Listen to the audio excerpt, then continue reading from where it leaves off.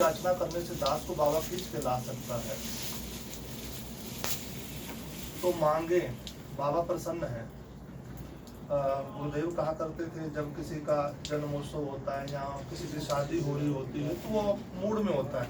तो बाबा आशुतोष है। आशुतोष माने सदा प्रसन्न, वो कभी अप्रसन्न नहीं होते, बाबा सदा प्रसन्न रहते हैं।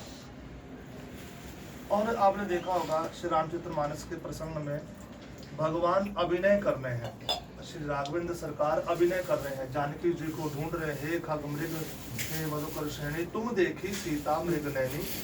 भगवान अभिनय कर रहे हैं और महादेव प्रसन्न हो रहे हैं, प्रसन्न होकर कहते जय सच्चिदानंद। बाबा क्या बोलते हैं? प्रसन्न मुद्रा में ठाकुर जी आज आप क्या दिव्य लीला कर रहे हो। बाबा सदा प्रसन्न है। तो जब बाबा सदा प्रसन्न है तो कुछ ऐसा नहीं मांगना कि जिसके बाद मांगने पर बार बार मांगना पड़े। बाबा से ऐसा मांग लेना है कि जिसके बाद मांगने की कोई जरूरत ना पड़े। हमें आदत पड़ेगी बार बार मांगने की, ये दे दे बा, ये दे दो, ये दे दो, ये दे दो। हमारे सदगुरुदेव भगवान एक उदाहरण दिया करते थे कि मान लीजिए कोई गांव है, यहाँ पर करनाल के पास एक काछवा गांव है।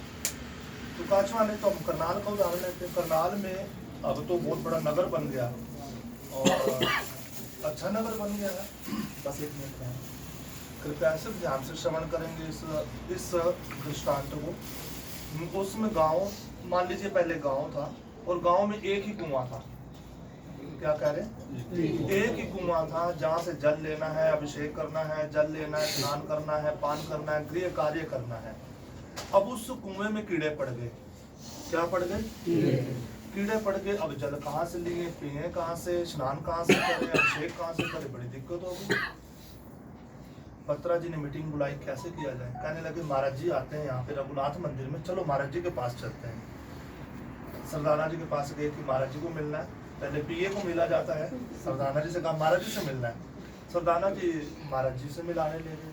जब महाराज जी के पास, महाराज जी गाँव में एक ही कुआं है और उसमें कीड़े पड़ गए हैं, पानी कहाँ से पिए, स्नान कहाँ से करें, गृह कार्य कैसे करें, संध्या वंदन कैसे करें, बड़ी मुश्किल होगी। महाराज जी ने कहा बेटे अच्छा, विचार किया, विचार करके एक कूर्म लाओ। कूर्म क्या होता है? कछुआ। हाँ, कूर्म ले आओ। अब कुछ तो जो सभासद लोग थे वो विचार करने लगे महाराज जी कूर्म क्या करेंगे। एक मन में संकल्प विकल्प उठने लगे कि महाराज जी कोई इसको कुछ करेंगे क्या। तब महाराज जी तंत्र जानते हैं क्या। अब अंदर से कई प्रकार के उठने लगे भाव। पर सरदाना जी ने भी विचार किया, महाराज जी ने कूर्म मांगा है तो महाराज जी क्या करेंगे उस कूर्म का। अब गुरु जी ने कह दिया है तो गुरु जी जो कह दे, जैसे माँ पार्वती ने कहा गुरु के वचन न मैं परिहारी हूँ, वसे भवन उजड़े नहीं डरूं। मैं अपने गुरु जी के वचनों पे चलूंगी, मेरे जो गुरु जी ने कह दिया। सरदाना जी गए, एक मिनट के लिए बस एक मिनट और, ज्यादा नहीं। वसे भवन, राधे राधे, वसे भवन उजड़े ने डरी हूँ। गुरु जी ने कहा कूर्म ले आओ तो सभासद गए, मार्केट से कूर्म लेके आ गए, कछुआ। क्या करना है? गुरु जी ने कहना चलो साथ कुएं के पास चले। संध्या हो गई, कुएं में उस कूर्म को उस कुएं में गिर दिया। अब विचार करने लगे, पहले कीड़े कम थे, अब महाराज जी ने एक और डाल दिया। अब महाराज जी ने कहा बेटे आओ सुबह अभिषेक के लिए जल ले जाओ, गृह कार्य के लिए जल ले, सुबह आ जाओ। जब सुबह गए तो एक ही कीड़ा था उसमें, जितने कीड़े थे वो एक कीड़ा खा गया। सिमिलरली ऐसे ही हमारी इच्छाएं कामनाएं इतनी हैं जिसे पूरा करना बड़ा मुश्किल, इंसान पूरा हो जाता है। जब कोई शरीर छोड़ते हैं तो कहते नहीं वो पूरे हो गए, वो पूरे हो गए, वो पूरे हो गए, यानी इंसान पूरा हो गया, उसकी इच्छाएं पूरी नहीं होती। इंसान की कभी इच्छा पूरी नहीं होती, इंसान पूरा हो जाता है।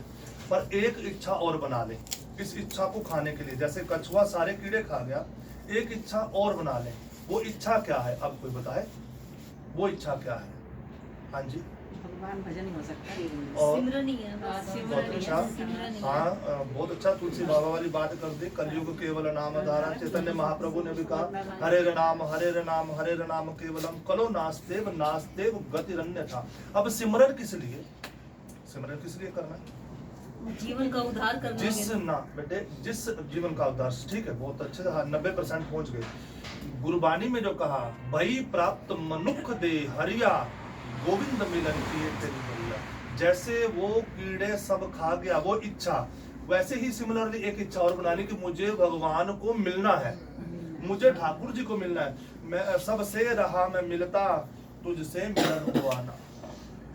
मेरा भगवान से मिलन कब होगा? मैं आया किस लिए था? गुरबानी ने तो कह दिया, भाई प्राप्त आपको जो मनुष्य शरीर मिला है ये किस लिए मिला है? गोविंद मिलन की ये तेरी बरिया। 83,99,999 नहीं, समझ आई? 83,99,999 जोनिया योनियों नहीं, ये योनि, हाँ, ये ये। 84वीं हाँ। योनि जो है ये तेरी बरिया है। किसको मिलने के लिए? भगवान हम तो संसार के पीछे भागता, सबसे रहा मैं मिलता, तुझसे मिलन हुआ ना। श्वास दर्श करते निकले मेरे शाम मुरलीवार। अब मुझे बाबा से मिलना है, अब मुझे ठाकुर जी से मिलना है। कब तक संसार से मिलता रहूंगा? कब तक इन विषय विकारों में जीवन जीता रहूंगा?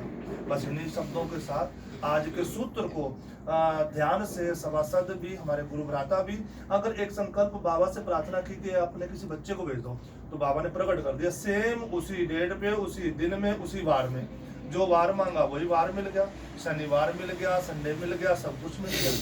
और भगवान बाबा क्या नहीं दे सकते? बाबा एक अपनी प्यारी झलक भी दे दो, मुझे अपनी वो मोहनी झलक दे दो, अपना प्यारा वो दिव्य स्वरूप दिखा दो। बस मांगना है, उसको मांगना है जिस मेरी मांग में बस वो मांग भर जाए कि जिस मांग में, जिसको भरने के बाद दोबारा मांग ना भरनी। भाई मीरा वरेगी सावरिया मेरे चुड़लो अमर हो जाए।